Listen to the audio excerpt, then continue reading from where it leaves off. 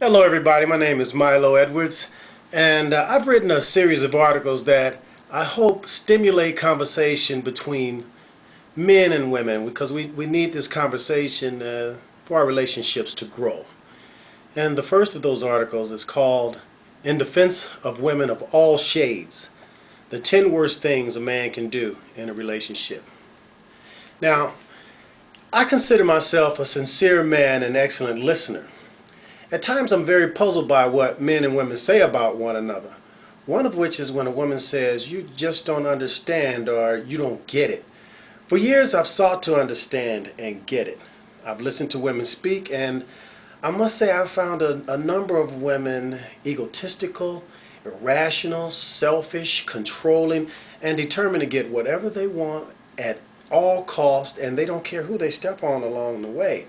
Um, and some women I hear a lot of women also say, "I just want a man to be my equal." And their equal is right here. But then when you look at their list of what they want from a man, the man would have to be here, to be their equal. And that doesn't seem too equal to me. But I've also been blessed, I've truly been blessed with talking to women who are just genuinely loving, honorable, and respectful. These are the women that I choose to be around, communicate with, appreciate, and grow with. I write this note in their defense to inform men of the 10 worst things they can do in a relationship with the type of woman that I love, honor, and respect. I'm no authority, but I have an open mind and I think in depth. I remove my ego, and this is my absolute truth. So for the most part, I find that men are surface thinkers, and they rarely go into depth until they find the relationship is in a bind and they're forced to go in depth. Their egos keep them in a delusional state a lot of times, which creates a false sense of what's real, and thoughts based on a false sense of what's real only leads to a crumbling relationship. In defense of these same men, though, I have to say, if they are involved with those women that are egotistical, selfish, and controlling, and want anything at all costs, they're kind of behind the eight ball, and the best thing they can do is just get out of that relationship, run as fast as possible. But if you want to stay with one of those loving, honorable, respectful women, number one, you cannot be controlling. You cannot be controlling and try to dominate your woman and call it love. Your lack of control in the outside world doesn't mean come home and demand, "This is my castle." Yes, it is your castle, but you have to respect that there is a queen there also, and you have to nurture that relationship if you want that relationship to grow. Number two, she is not your mama. She is not there to raise you, clean up behind you, and all of that. What woman could be excited about a man that she has to follow behind like a child? She'll be a good listener, accommodating, uplifting. That is if you're doing the same to her. So stop thinking me, me, me, and see what's going on with her. Ask her how her day is going and how you can make it better. So, number three, confusing sex with making love. Know that having sex, having sex is a physical act. Making love is emotional and an expression of a real connection with your lover. And trust me, she'll feel it when it's real. By the way you touch her, the way you cuddle, the way you speak to her, the way you look at her. That woman has to feel loved and be loved. And if you're having a tough time doing that, you might want to go throw on a little Bobby Womack and let him talk to you. Woman gotta have it. Labeling a need, when you act like she really needs your help because she just told you a problem, that's too much. It's not a cry for help. What she really needs most of the time is for you to just listen, just to be there. When she discusses a problem with you, that doesn't mean jump in, take over. She needs you to solve it. Most of the times, women can handle and solve their problems just like we can handle and solve ours.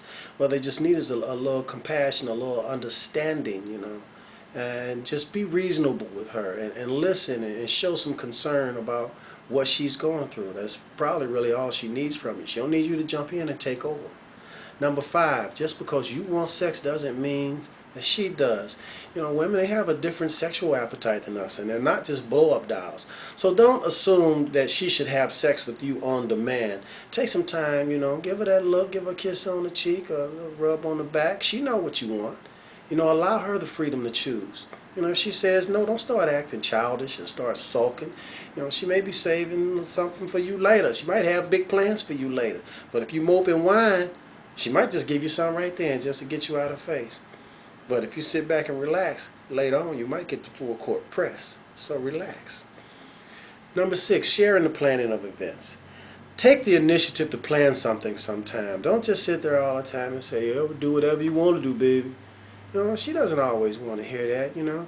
She wants you to plan something. Someday just walk in the house or just call and say, "Hey, we're taking off. Just pack a bag. We're staying overnight. We'll be back tomorrow." She'll be excited about that, wondering, "Oh, what am I about to do? Oh, we're about to go."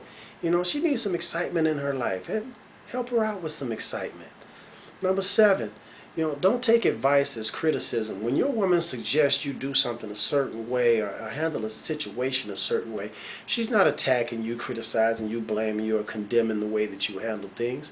So stop being so defensive, you know. It makes your woman nervous and kind of puts her on eggshells, and she doesn't deserve that. You know, she has an opinion just like you, and she's just giving you an opinion, you know, a loving opinion as to how to handle it, just like you would give her a loving opinion as to how to handle something that she's dealing with. And number 8, you know, you can't lack affection and romance. Affection and romance is very important to a woman. You can clip a flower out of the yard and give it to her. That might just make her day, brighten her up. Just make sure that you do something that requires a little thought. You know, she may have told you about something that she's been wanting to do, but she hasn't had the opportunity to do it. Make it happen. You know, that will be very affectionate and romantic to her, and just make her day, and let her know that you care. Number 9, you stop hiding your feelings, man. You got to give it up sometime. You don't always have to be hard, walking around, "I'm the man, you know, I got this, I got this." No, it doesn't have to be like that. You can be vulnerable. You being vulnerable is a gift to your woman. So be vulnerable to your woman sometimes. She knows you're still a strong man. Just because you're being vulnerable doesn't make you weak. And number 10, this is last but definitely not least, don't be intimidated by your woman's success. You know what? Maybe I should have made this number 1 with the bullet, because there are a lot of men out there that has a problem with a woman being more successful than them. I'm not one of them. But to show true strength in this situation, you should encourage your woman. You don't have to dominate her to show her your strength. You know, encourage and support her in any way possible. You know, you don't have to fear that people will look at you as a loser because your woman is more successful than you either. You know what? You're a winner. And that's why your woman wants you with her, because you're a winner and you all make a winning team. And you just have to encourage, support, and be there for your woman. You thinking you're a loser is nonsense. You know, other people wish they were in your spot, and they're really hoping you act a fool and mess up so that they will have the opportunity to get in that spot.